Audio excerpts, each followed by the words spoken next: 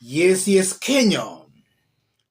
Tamu sana, tamu sana, tamu sana, yes. Kenyans online are doing a wonderful job in exposing the lies and propaganda by William Ruto and his team. And it gives me a lot of joy that William Ruto's true character is now being known internationally. One of our fans here has sent me a wonderful video.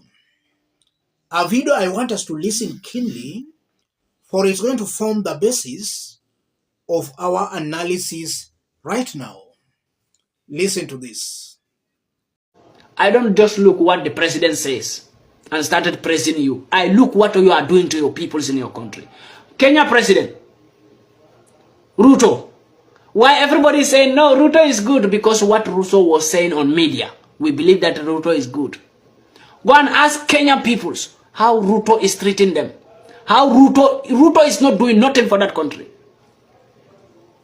Because Ruto will sit and speak like a Pan-African and we believe that Ruto is doing well for his own peoples. Go to Kenya or ask Kenyan peoples. Trust me. Ask Kenyan peoples. I watch Ruto videos, most of his interviews. Ruto, of course, when he do interview, he speak well, but is he doing well? No. You speak well, but you are not doing well. What is the benefit of speaking well? When you speak well, you have to do what you are saying. But Ruto will sit in American interview or UK or Canada, started blabbing. And we believe what he is saying. Right. Whatever Ruto was saying on media was something that when he is like that, it will be good. But Ruto was not speaking. Was not doing what he was always saying, emphasizing. So Ruto is just speaking. But when he go back to his country, he's suffocating his own peoples. Kenyan people are suffocating from Ruto hand. But Ruto is always telling you that Africa have to be this, Africa have to be this, free visa, that, free visa, that, free visa, that, free visa for African, this, that. That's not what we need. I'm telling you. As any African, that's not what we need, please. I would want people to understand my point. Why do I say when Ruto says I have free visa for Africans? That's not what we need. If Ruto wants free visa for Africans, we want these African leaders to come together as one peoples and build up their own foundation as African Leaders Foundation and started making every free border for all. If only Ruto says Kenya free visa, then still Africa is not free. Only one country free in 54 countries. Is that continent free? That continent is not still free. But Ruto is just preaching good and doing bad in Kenya. That is Ruto, President Ruto for you, Kenya president. Ruto is speaking good, but doing bad in his country. Ruto is #1 problem in Kenya, if you don't know. Because I saw many people send me the short video of Ruto where he's speaking like a Pan-African. Hey, they told me that, brother, this man is this man is very good, this man is doing well, this man is speaking the truth. Speaking the truth is not a problem. Are you acting that way as a leader? But ask Kenyan peoples. Trust me. If you post some video in media today to say that is Ruto good or bad, you will receive more bad than good. Why? 75% of Kenyan citizens are not in support of Ruto because they are suffering. So Ruto is just speaking out as a great man, but Ruto is a bad man. That is Ruto for you. Go and check Rwandan president.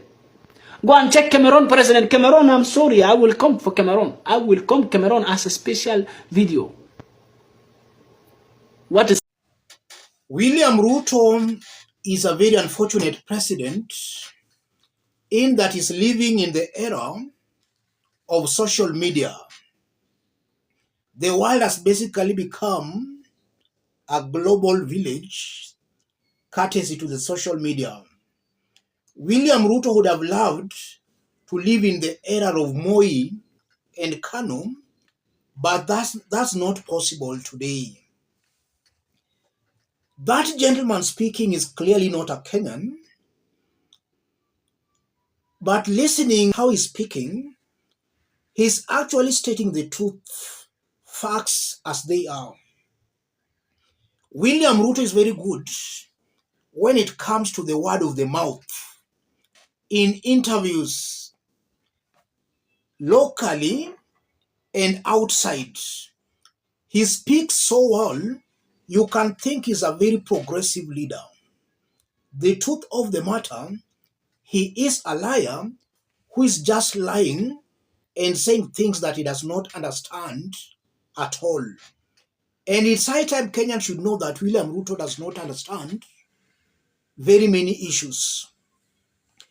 I still remember during the presidential debates, he was asked to name some tax being levied on petroleum products. William Ruto could only name one, VAT, the 16% VAT. He was saying he was going to do away with the taxes on petroleum products. So when he was challenged to name those taxes, he didn't know any apart from the 16% VAT. The mere fact that he's the president does not mean he understands things. This is a man who does not understand anything, ladies and gentlemen.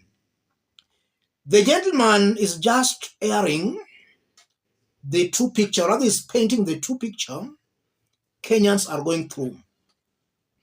I'm very sure that over 75% of Kenyans are against William Ruto's rule. If they were to be allowed to vote without any coercion, you'll find that 80% of Kenyans will reject this regime. This is a government that has really tried Kenyans to the limits. No government in the history of Kenya has ever persecuted Kenyans the way this government is doing.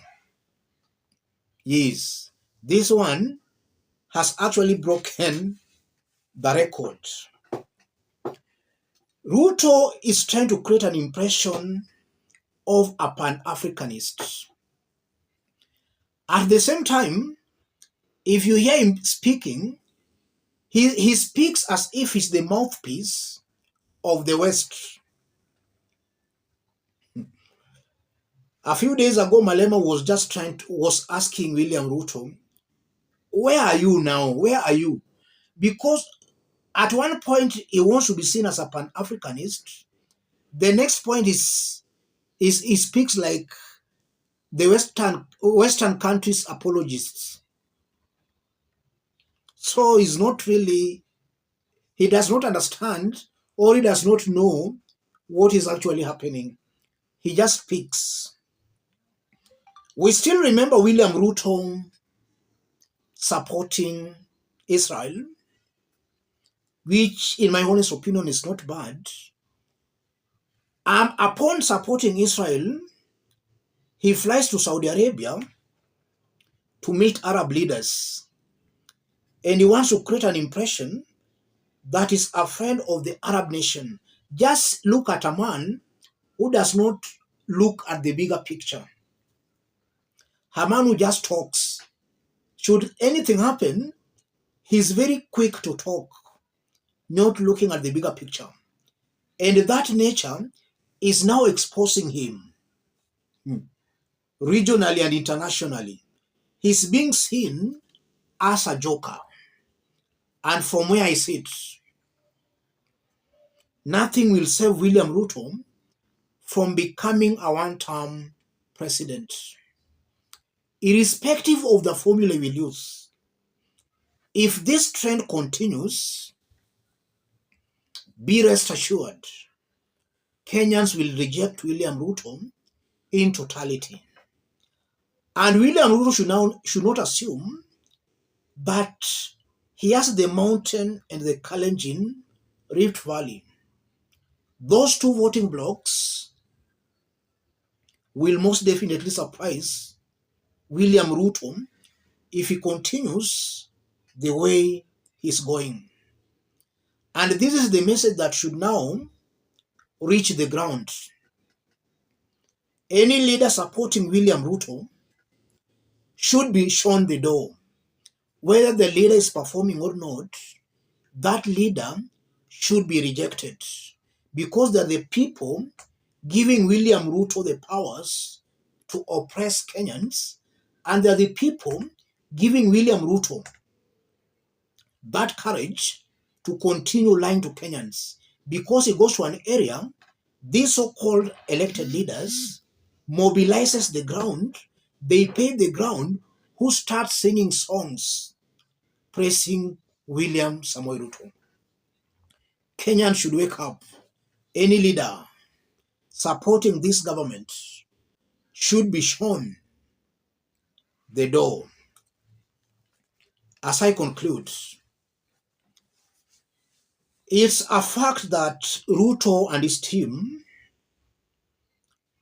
are clueless on almost everything. The only thing they understand well is constant campaigns inciting Kenyans, pitting communities against communities. Kenyans should be smart this time around.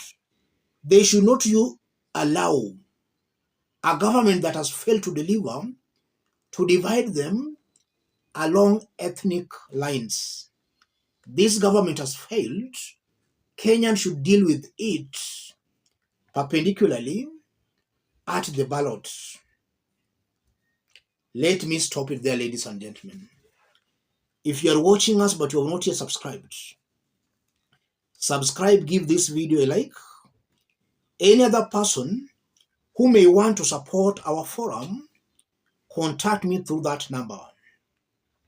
Let's meet in our next analysis. Thank you. God bless you. God bless Kenya.